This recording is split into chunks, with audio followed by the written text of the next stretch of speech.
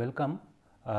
This is the 14th lecture number 14th for the theory of elasticity course. So, we are actually in this module we have already discussed the stress strain relation and the constitutive matrix. For instance, we have also discussed the anisotropic elasticity matrix and all those things. And in the second lecture, lecture number previous lecture, we have also discussed the physical meaning of isotropic elastic material constants. So, here in this lecture we will study deeply the anisotropic elasticity. Our approach would be we will start with a general anisotropic system and our anisotropic body or anisotropic material. We then impose different conditions and different especially symmetry conditions to arrive the finally isotropic material, and in between from general anisotropic or allotropic material to isotropic, we will also discuss several cases of anisotropic material, for instance orthotropic material, transverse isotropic material, monoclinic material, all those things we will discuss here. So, let us see why anisotropic is important. In the beginning of the course, we pointed out that microstructural effect on the material property or the homogenized material property or the macroscopic material property have the microstructural effect has a great influence. So, these essentially we discussed there that when isotropic body is when you have the material property in all direction are same. So, anisotropic means the material property at other directions may not be same. For instance, if I have this x1 direction will have different material properties, x2 direction will have different material properties. So, deformation behavior is essentially some materials are direction dependent. Now, this directional dependency may be arising due to the microstructural feature or the packing of material or the arrangement of different material in a sense, and then finding out the homogenized property. So, for instance, there are three material. So, if you look carefully that the arrows in this figure indicates the material direction. Now, material symmetry direction. So, these symmetry directions we need to understand carefully, and what will be the material properties, what will be the constants or the material constants, here we will discuss in detail. Now, to start with, before we enter into the details of these material constants and generalized Hooke's law for three-dimensional body. So, we also want to introduce the concept of strain energy density. So, strain energy density, all of you have learned it earlier, but let us see a little bit more here. For instance, if you come from a spring system, spring mass system, so strain energy density or the potential energy there we can equate with the work done. So, which is essentially PE is essentially integral of 0 to x kx, kx is a force and dx. So, which comes out to be the half of kx square. So, now if you plot it clearly, the force displacement curve or x here, here is a force, then this becomes the straight line, and half of kx is essentially representing the area of this curve. Now, similar for a one dimensional stress strain body we have also discussed earlier. So, which is essentially a one dimensional body. So, if you plot stress strain curve, so sigma epsilon, and if it is a linear, so we know that this is the slope and this is known as the Young's modulus, and this is your strain energy. So, this becomes your strain energy, which is essentially half of E into epsilon square. So, this obviously is actually not related to the Poisson's effect. So, this strain is not the normal strain including Poisson's effect. So, this is purely hypothetical one dimensional body. So, this one dimensional body have only axial strain, which is our uniaxial strain, which is epsilon. So, this is the stress strain curve. Now, the question is, if for a three dimensional body, what will be the strain energy for us. So, let us see how we can derive it carefully. Now, before doing that, let us also consider a body which is something like this, a arbitrary body which is something like this, and there is a boundary condition implied on this body, and there is a traction force or the surface force, okay, and then there is a body force inside the body. So, this body force is over the body. So, we know the differential equation for this body is del dot sigma plus b equals to 0.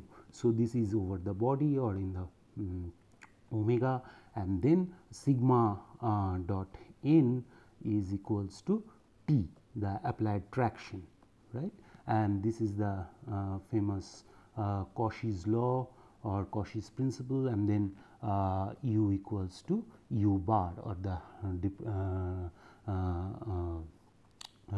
displacement boundary condition. This is also over lambda u.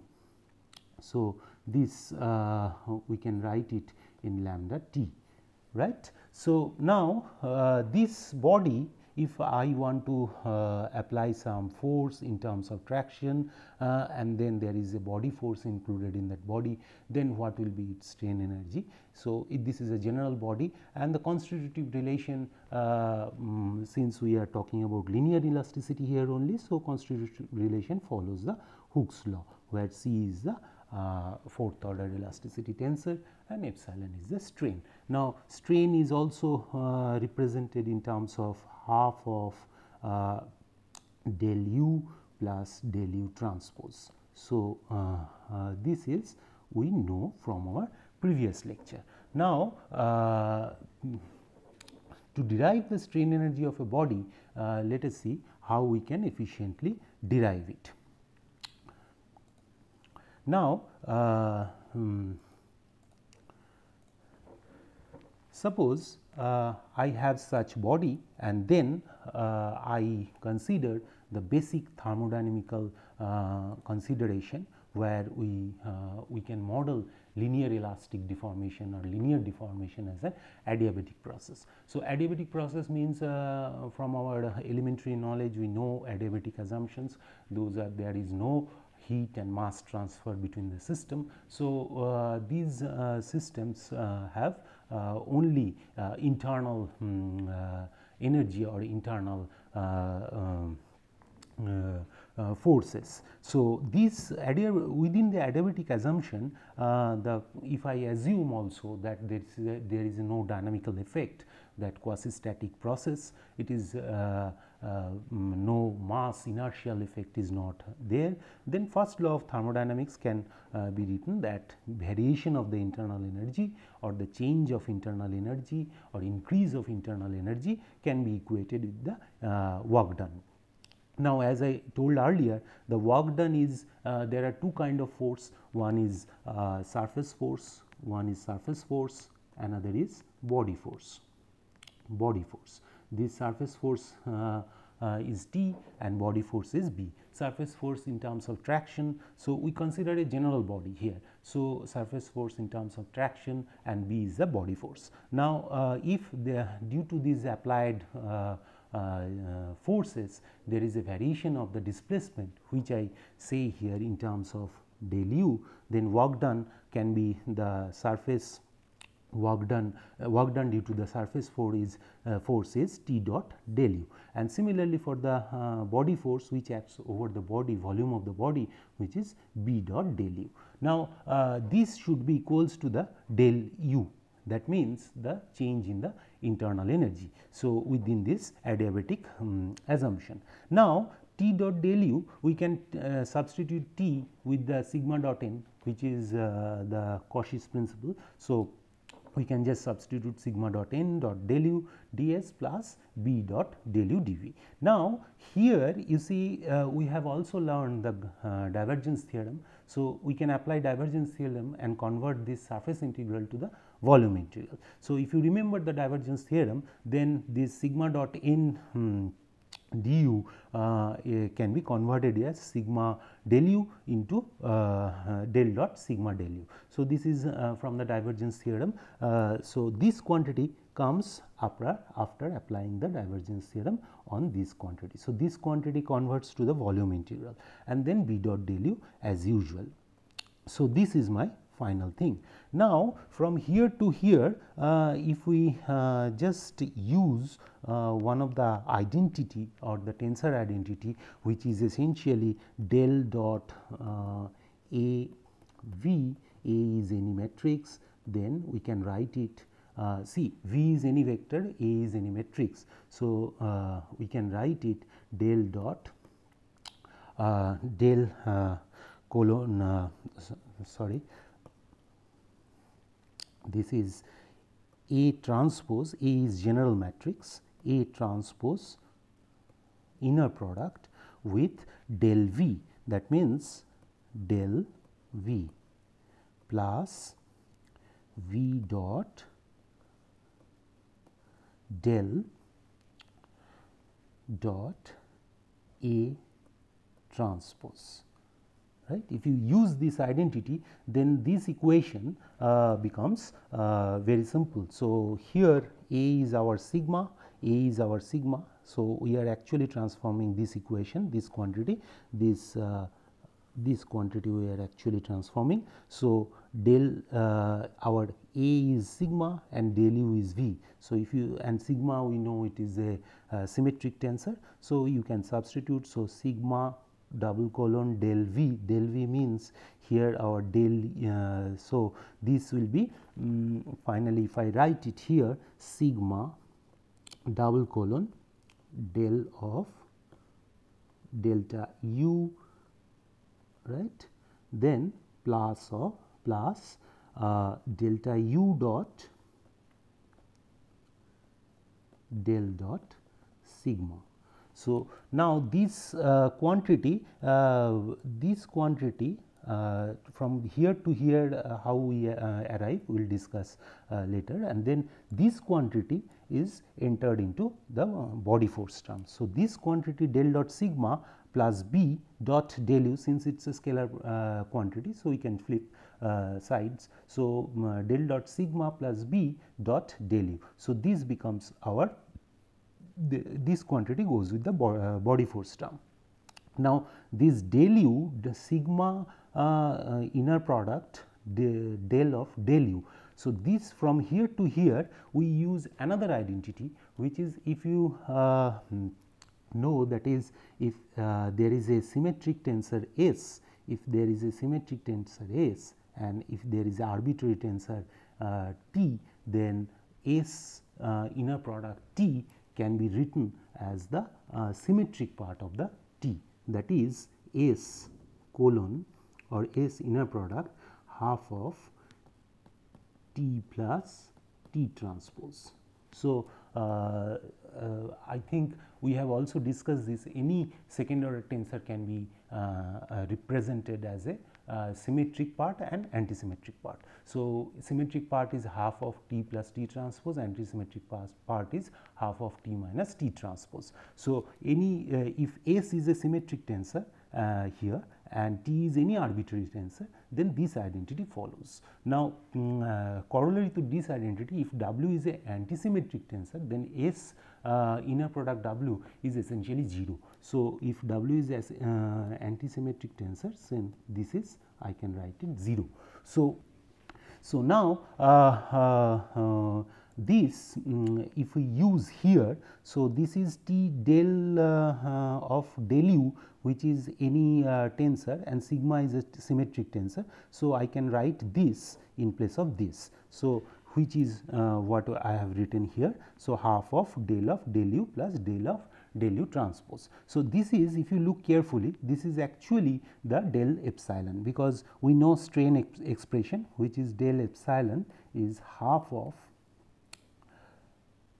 del u plus del u transpose. So, and this is actually our governing equation. So, this becomes 0.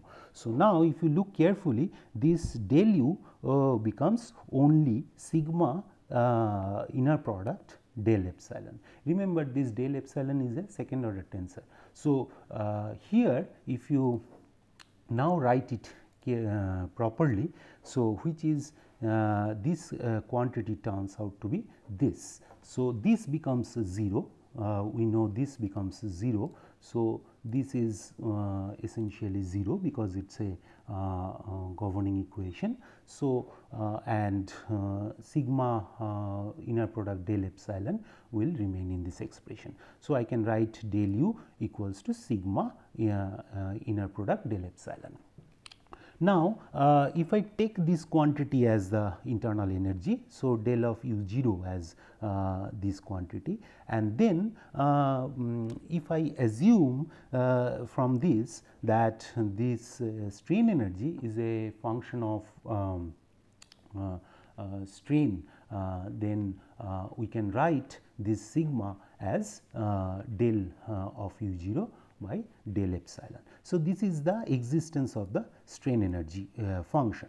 Now, if we use now here that this is a linear elastic material, so which follows from the Hooke's law, and then again if I take the derivative of sigma with respect to epsilon, then it will give me the constant. Now, if you look carefully that for a one dimensional material, it is essentially that. So, this Young's modulus is actually d sigma by d epsilon. So, here it is sigma is sigma by d epsilon is actually the constant, elastic constant, and since this is a full strain tensor and stress tensor. So, this is a fourth order tensor. Now, if I write it in ij or initial notation, so del of sigma ij by del of epsilon kl equals to C of ij kl, and this is equals to del square u by del epsilon ij del epsilon kl. So, this is the, so the main thing from here is that there exists a strain energy density function, and strain energy density function is essentially represented in this form. So, and then if I take the double derivative of strain energy function with these strains, and that will give me the elastic constant matrix or the elasticity matrix, popularly known as the elasticity matrix. So, we will use these relations in our formulation. So, now once we agree that there for a linear elastic material there exists a strain energy density function, and this function can be represented in this form, then we can proceed for the anisotropic material. So, before we write this anisotropic elasticity. So, we again write this Hooke's law is in this form, and in Hooke's law in initial form in this form. So, we have also mentioned that fourth order elasticity tensorCijkl have the 81 component, 81 elastic constant. So, this is very simple, 3 cross 3 cross 3. So, I runs from 1 to 3, j runs from 1 to 3, and k and l runs from 1 to 3. So, there are 81 elastic constants, but these 81 elastic independent constants can be reduced to 21 elastic moduli for the general anisotropic case and also known as triclinic material. So, the general anisotropic material elastic constant is not 81, it is 21. And how it is? So, this is comes from the first it will come from the stress strain symmetry, which is also known as the minor symmetry. So, we know that symmetricity of the stress, that means sigma I j is sigma j I. So, I can write C I j k L epsilon k L equals to C I j I k L is epsilon k L. So, you see that I just change this indices. Now, if I take inside take this quantity this side and then C I j k L minus C j I k L epsilon k L equals to 0. So, if we take epsilon k L is non-zero, then it represents this. So, sigma I j k L j I k L. Now, if you do this, so if we assume that sigma j I j and sigma j I sigma I j and j equals to sigma j I, then obviously j I and I j can permutate in 9 components. So, from here actually we are able to reduce 3 cross 3 cross 3 to this can be 9. So, 9 cannot be there since I j and j I are same. So, I can reduce it to 9. So, 6 independent components. So, 6 cross 3 cross 3. So, it becomes 54 constants. So, already you have reduced 81 to 54 constant. Similarly, if we take epsilon I j and epsilon j I are equal, that means strain tensor is a symmetric tensor, then also we can prove this, that sigma I j k L and sigma I j equals to sigma I j L k. So, now from here actually we can reduce this 6 cross 3 cross 3 to this will be again 6 independent components. So, 6 cross 3, so 36 component. So, you see from 81 components we have already reduced to 36 components by using the stress strain symmetry. Now, if you use now the existence of the symmetry condition, existence of the strain energy function. So, here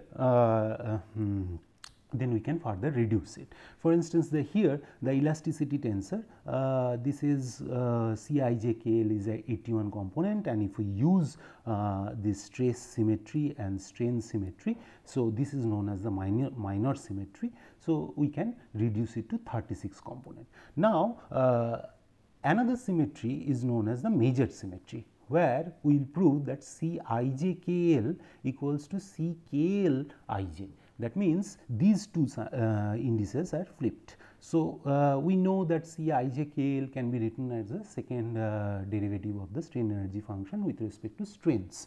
So, now if we change, so this is a partial derivative. So, partial derivative we can flip these sides and then we can write it C k L I j. So, now, this is known as the major symmetry. So, finally, C I j k L and C k L I j, these are the major symmetry. Now, if we impose this condition, then the number of independent components in C I j k L further reduce and it becomes 21. So, now this 21 component, even though it is a full anisotropic material, this 21 component is actually the independent components. So, 81 independent elastic constant is reduced to 21 elastic moduli for the general case of anisotropic material and also known as the triclinic material or allotropic material. So, this material has no symmetry, no reflection symmetry or no reflection symmetry. Now, this material is known as the triclinic material. It is the most general anisotropic material. Now, but contrary to 81 constants, it has only 21 independent constants. So, let us see how it looks. So, if we now write it in tensorial notation, you see this is a rectangular matrix. This cannot be written in a matrix form, because as we know we have we observed sigma is essentially C colon epsilon. So, essentially C is a fourth order tensor. So, this we can write it in this form. Now, look carefully, these are the symmetry lines. So, these components are only independent and these are the component of the stress tensor. So, this is possible for this case only. In general, this is not possible for the higher order tensor. So, now, but we do not work in this form, actually we work in a matrix form. So, we will now use our previous concepts of using Voigt notation to convert this stress strain relation to the matrix form. Now, this can be very easily done, and I think in the previous class we have also discussed. So, Hooke's law in Voigt notation. So, basically what we do, we transfer 1 1 to sigma 1, sigma 2 2 to sigma 2, sigma 3 3 to sigma 3, sigma 2 3 to sigma 4, sigma 1 3 to sigma 5, sigma 1 2 to sigma 6. Similarly, strains is epsilon 1 1 to epsilon 1, epsilon 2 2 to epsilon 2, epsilon 3 3 to epsilon 3, and 2 epsilon 2 3 to epsilon 4. So, this is engineering strain. So, now 2 epsilon 1 3 is epsilon 5, 2 epsilon 1 2 is epsilon 6. Now, so what we do, what we did here is that contraction operation. This is known as the contraction operation in this. So, 1 1 in this in place of 1 1 indices we write 1, 2 2 in place of 2 2 we write 2, 3 3 to 3, 2 3 to 4, and 1 3 to 5, and 1 2 to 6. So, if you use this now, then C 1 1 1 1 becomes C 1 1. C 1 1 2 2 becomes C 1 2. Here for 1 1 I write 1, 2 2 I write 2. So, becomes C 1 2, and then the others are as usual. For instance, C 1 1 1 2, which is C 1 1 I write 1, C 1 2 I write 6, because C 1 2 indices I am defining as 6. So, and so on. So, I can now write it a matrix notation, proper matrix notation for the Hooke's law. So, let us see how it looks. So, here now my Hooke's law looks like this. So, sigma 1, sigma 2, sigma 3 and sigma 6 to epsilon 1 to epsilon 6, and this matrix is the proper elasticity matrix. So, now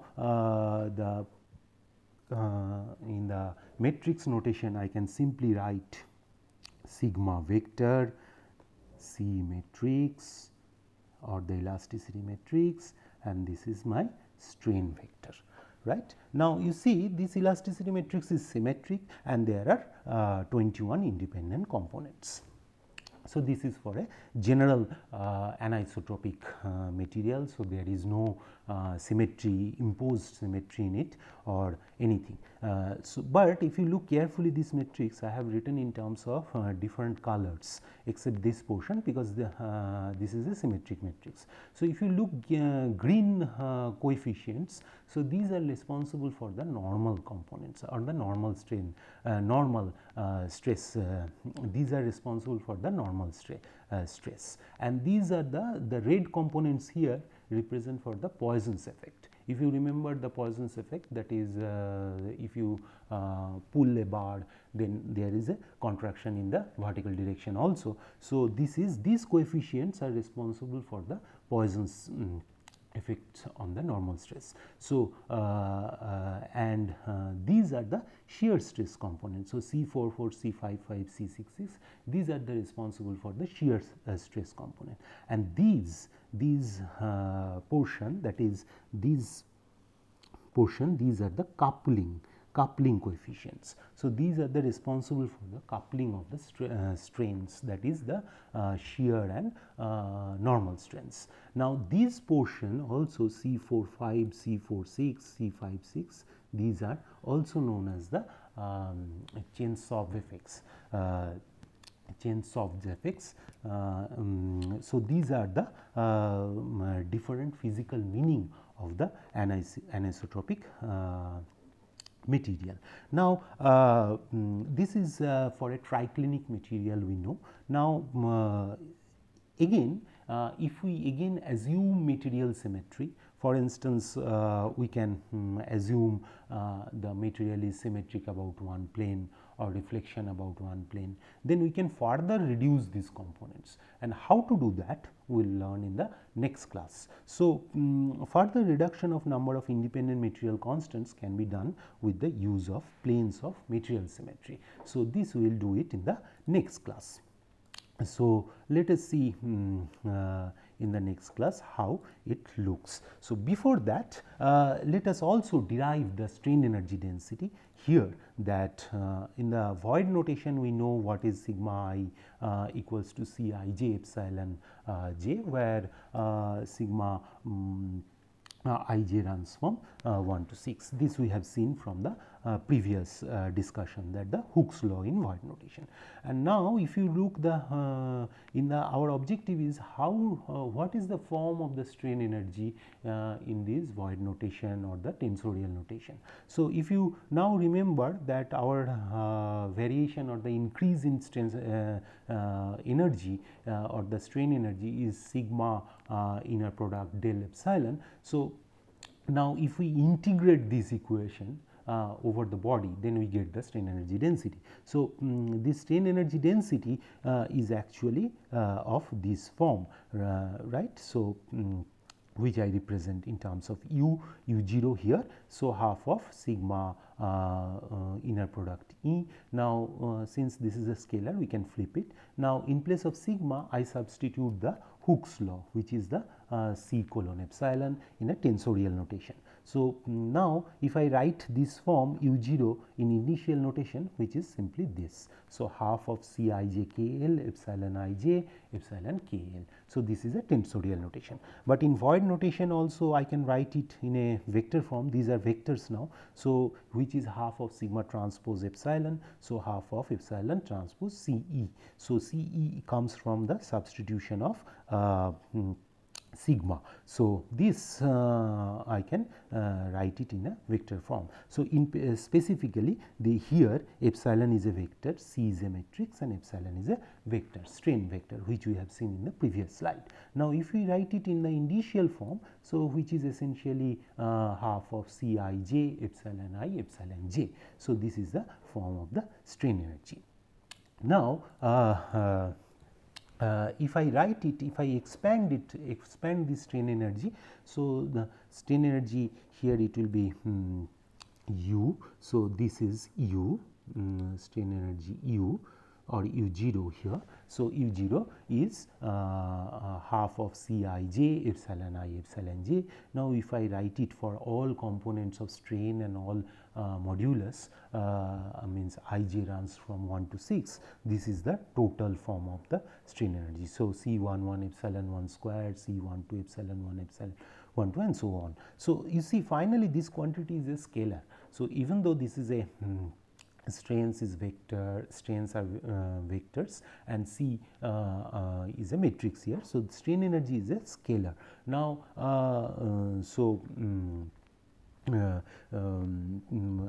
it is important to know that this strain energy is a internal energy or resistance of the material, which it offers when we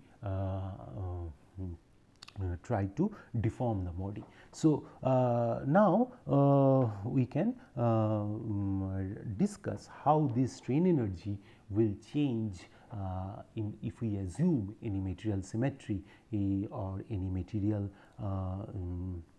reflection symmetry or any other type of symmetry. So, we will discuss it in the next class. Thank you.